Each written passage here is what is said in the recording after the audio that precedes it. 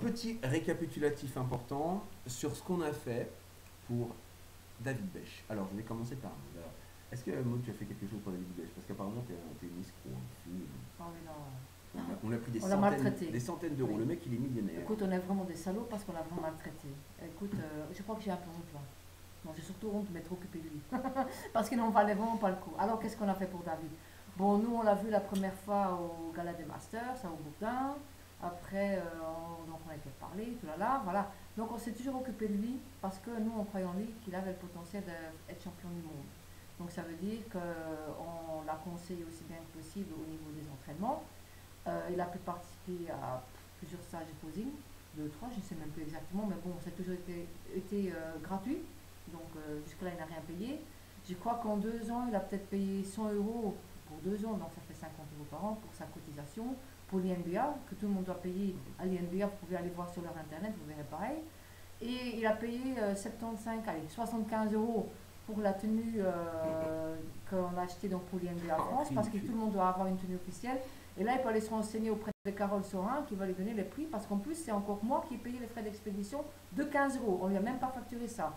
Après, bon, c'est vrai qu'il est venu plusieurs fois, mais quand il est venu, on l'a accueilli, il a pu manger gratuit, dormir gratuit. Logé, nourri le mec, assisté voilà. À 300%. Après, on a été présenté à Falsbourg pour lequel Alexandre avait été invité pour faire une intervention. Il l'a amené là comme un champion. Bim. Il a vraiment mis à l'honneur devant tout le monde, et ça, il y a des gens qui peuvent en témoigner. La stage a duré beaucoup plus longtemps que prévu, et en plus, il était super fatigué toute la journée parce qu'apparemment, la nuit, il ne dort pas. Pour quelle raison, je ne sais pas, je m'en fous. Mais il était super fatigué, donc on n'a pas voulu prendre le risque de rentrer. C'était 3h30 de route et je trouvais que c'était trop dangereux, tout le monde fatigué. Donc j'ai fait quoi? Je l'ai amené à l'hôtel, j'ai payé la chambre, j'ai payé la nôtre et j'ai payé la mienne. Voilà, la sienne, la nôtre, et voilà. J'ai payé plein de chambres en tout cas. Et jusqu'à aujourd'hui, sur mon garçon, il m'a toujours pas remboursé. Mais c'est moi l'escroc. Hein. David, tu sais? Ah oui, oui. C'est David, tu vas pas payer encore la chambre, hein, mais c'est moi l'escroc, tu vois. Oh, je suis vraiment une garce. Bon. Alors David, juste un truc. Je veux quand même te dire un truc. On n'est pas assistante sociale, d'accord, et on ne distribue pas d'allocation. Donc je te le dis juste quand même parce que tu as peut-être cru que tu allais avoir un salaire. Non mais je crois que on n'a jamais rien proposé au niveau du salaire. Je crois que tu as cru que tu allais avoir un salaire. Hein. Voilà, alors après, figure-toi que David, en message, là, 4 jours avant d'aller au championnat du monde, il me dit bon Alex, j'aurais quoi? Est-ce que je vais être payé? J'aurais quoi comme argent? C'est quoi le retour sur investissement? Je ne comprends pas d'où est-ce qu'il sort ça parce que ça n'a jamais été mis à jour. Attends, pourtant ça fait longtemps qu'on se connaît, David. Pourquoi tu n'as pas demandé ça plus tôt? En plus, tu avais tous les tarifs pour le championnat du monde, le prix de l'avion parce que je t'avais envoyé par mail privé. Donc le ticket, j'ai dit le prix que ça coûtait, j'ai donné le prix pour l'hôtel. Je t'ai tout communiqué sur le mur de l'NBA, tu pouvais trouver le prix pour les catégories. Écoute, tu savais tout en avance, donc je vois vraiment pas en quoi on t'a escroqué. Alors il faudrait vraiment que tu montres ça noir sur blanc, sur quel plan on t'a escroqué. Parce qu'apparemment, tu dis à tout le monde qu'on a des escrocs. Ben, dis-nous. Alors écoute, David, moi ce qui m'intéresse, c'est que comme tous ceux qui me critiquent, vous donnez des éléments. Alors bon, pour Anthony Bessala par exemple, Toto, t'as présenté un truc débile. Un faux classement. J'aimerais bien que tu reviennes sur ce classement-là, ça montrerait que tu es quelqu'un de valeur, mais ça pour l'instant c'est toujours pas le cas. Non. Hein? Sois grand quand même. Hein. Ouais, donc à un moment donné, il faut rentrer dans sa tête quand on veut montrer un exemple ou qu'on veut être un modèle. Bon, bah ça passe, j'ai fait toutes les preuves sur ça. Maintenant, au niveau de David, donc encore pire, parce que le mec, pas de palmarès, rien du tout, mais le même comportement, la même branche. Donc pour ce genre de gens qui se prennent pour des légions, alors David, je vais te demander de préciser un peu ce que tu as dit. 1. Tu as dit Alexandre Franchini naturellement dopé. Alors tu me dis maintenant, qu'est-ce qui te permet de dire qu'Alexandre Franchini est naturellement dopé? Tu vas me faire une vidéo, si tu veux bien, où tu montres les preuves de ça et où tu nous montres les preuves à tous parce que ça va intéresser tout le monde de mon état positif, d'accord, que je suis naturellement dopé. D'accord?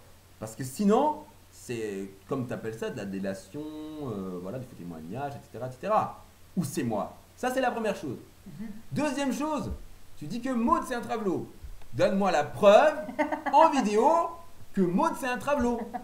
Montre-nous les preuves sur photo et tout ça. Hein. Voilà, montre-nous les preuves. Tu peux toujours essayer de m'approcher, tu vas voir, tu vas t'en prendre. Parce qu'une paire de fesses, comme tu nous as montré, c'est pas une preuve, ça. C'est juste une preuve que tu es peut-être pédé.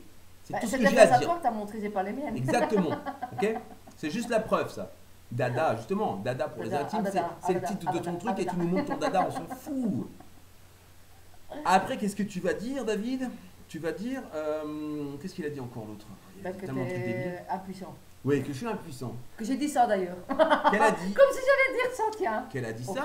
C'est pareil, elle est où ta preuve? T'as enregistré? Ouais, t'as enregistré. Montre-nous que ce que tu dis, ça a un sens. C'est pas croyable. Après, qu'est-ce qu'il a été T'es raconté, le pédé. mec? T'es pédé. Ouais, je suis pédé, c'est pareil. Je sais pas. Essaie de voir si tu retrouves un slip dans ton lit. Un slip d'Alex dans ton lit. Tu montres le slip à la vidéo, tu dis voilà, Alex. Mais ça veut toujours Voilà, rien dire. voilà. Hein. Non, mais au moins, ça pourrait faire croire, vu que c'est des menteurs finis, ces gens-là, là, qui m'insultent et tout ça. Tu sors le slip et tu dis regardez la preuve, Alexandre Franchini, c'est un PD, j'ai son slip dans mon lit. Voilà, d'accord. Donc donne-nous la preuve. Après, qu'est-ce que tu racontes? Tiens, positif, tout ça. Après, tu cites toute une liste de produits de l'espace. Donc ça, c'est tout ce que tu prends, je pense, parce que, d'accord, la GH, tu l'as répondu. Hormone de croissance, tu n'as pas arrêté sans arrêt de flipper, de nous faire toute la liste, etc. Pas besoin, écoute, de te décrire dans ta vidéo. Tu te décris. Pas besoin de te décrire. Personne t'a demandé ça, d'accord? En fait, on s'en fout. Après, tu crois que... moi, ici, là, regarde ici. C'est pas marqué... c'est jamais marqué ici... David Michel Bèche, d'accord, c'est pas marqué David Michel, c'est marqué Hongrie. Là où j'étais, où toi t'étais pas, d'accord. Donc c'est déjà pour te montrer la différence entre les deux. Ok, c'est clair ça. Bon, je pense que personne n'aurait apprécié un mec comme toi, David. Personne, à l'unanimité des gens, que ce soit dans le culturisme ou pas dans le culturisme. Ok, parce qu'un comportement comme ça, même en tennis ou dans n'importe quel sport, moi si je dis à mon prof de karaté, ouais, ça y est, je viens et tout ça, c'est un champion du monde. Ouais, je suis prêt, j'arrive. Et 4 jours après, je lui dis, écoute, je vais passer la nuit, je vais réfléchir si je viens ou pas. Il va me dire, mais pourquoi tu t'es entraîné, mon vieux? Ne viens plus jamais au club.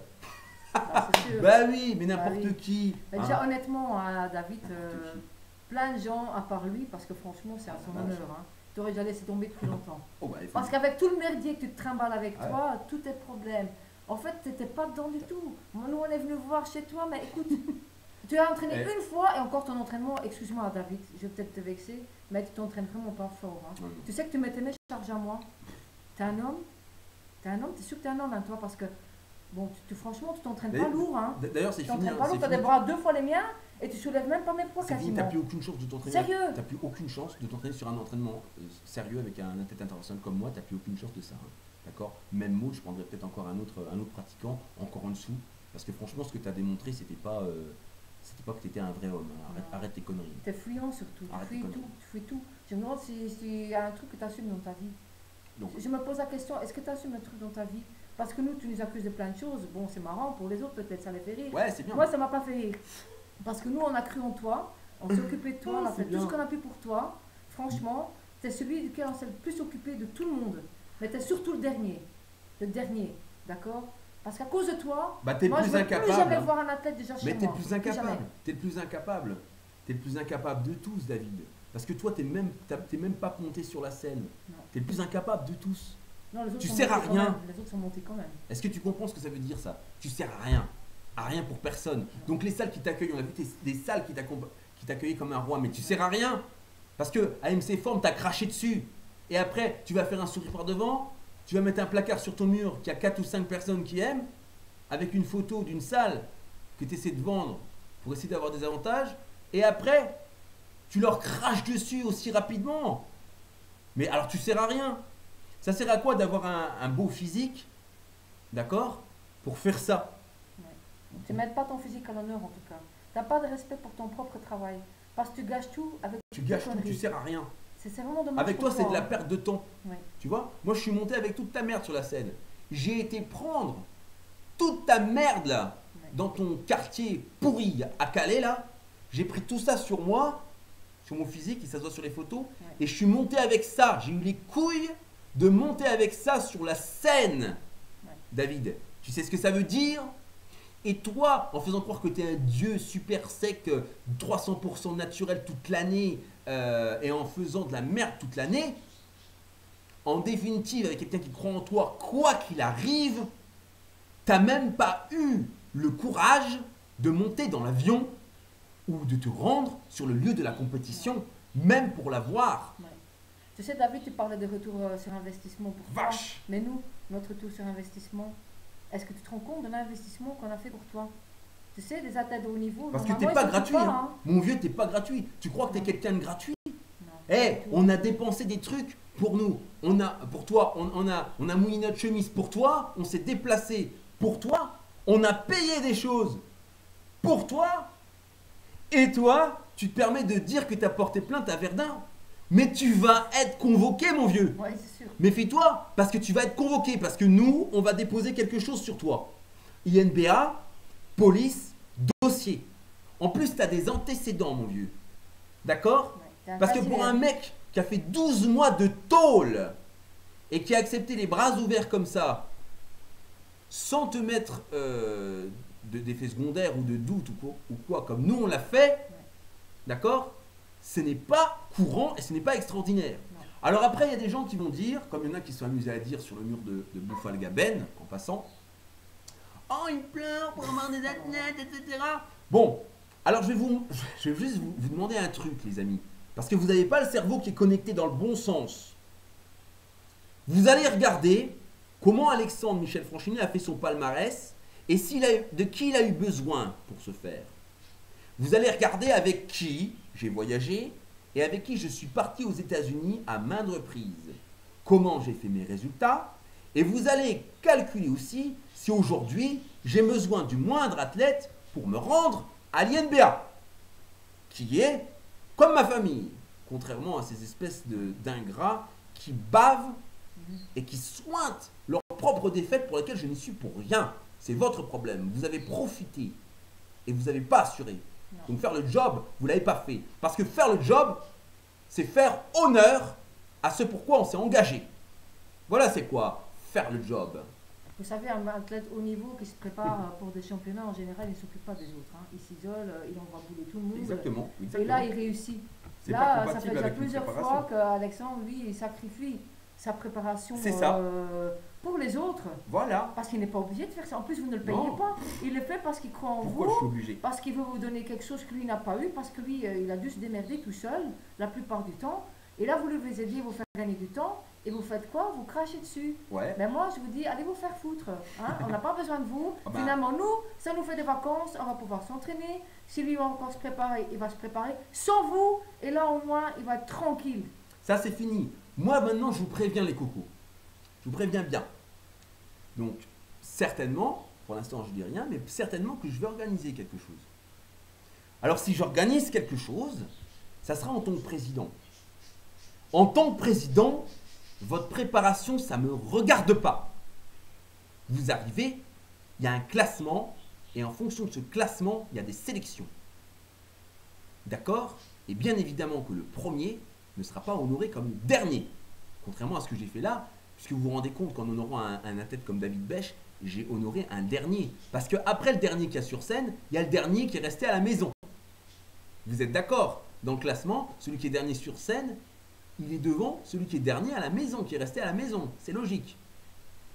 Donc, je vous le dis franchement, Alexandre Franchini, d'accord, ne s'occupera plus de vos préparations. Vous faites ce que vous voulez, vous arrivez, vous êtes prêt. C'est tout ce que je vous demande, de faire un carton, ok? Et je sais ce qu'il faut pour faire un carton, ok? Et ce qu'il faut, c'est aussi, quand on arrive le jour de la compétition, être compétitif et faire des posings de ouf. Donc voilà ce que j'attends de vous. Que vous défendiez le bodybuilding comme un sport et pas comme une espèce de truc qui ressemble à rien et qui est sans valeur. Parce que c'est ce que je vois jusqu'à présent. C'est pour ça qu'on n'a pas trop envie de réaliser quelque chose. Parce que pour nous, moi je viens du karaté, il y a des valeurs, il y a un code de respect, d'accord, qu'on n'a pas trouvé pour l'instant dans le bodybuilding. Donc si on fait quelque chose, c'est avec ce code-là, avec ce code de respect, avec ce code d'honneur. Mais il va falloir qu'on trouve la motivation parce que franchement, quand je vois tous ces guignols, je sais pas. De toute façon, les guignols... Ça me guignolettes... saoule maintenant. Non, moi ça me saoule pas, les guignols, vous pouvez venir, ça me dérange pas, mais vous aurez votre classement. C'est tout ce que j'ai à dire, vous aurez votre classement. Moi, sachez un truc, c'est que moi, vous me démotiverez jamais. Ça, je vous le dis juste, vous me démotiverez jamais. Ok? Parce que, comme je vous ai dit, j'ai trouvé des choses que... Moi, ça fait 16 ans que je fais ça. Elle, ça fait un peu moins, moi, ça fait 16 ans. 16 ans où je vous connais par cœur. Donc, moi, vous ne me démotiverez pas, c'est sûr. Par contre, ces guignols-là, vous attendez plus à ce que je vous fasse de cadeaux. D'accord? C'est terminé ça. Les cadeaux, etc., les machins, c'est fini. Vous serez encadré par des professionnels, vous aurez une sélection professionnelle, vous aurez un retour sur investissement, mais uniquement pour les meilleurs. Voilà ce que j'avais à dire sur ça. Donc David, maintenant, moi, je vais te dire ce qu'on a fait.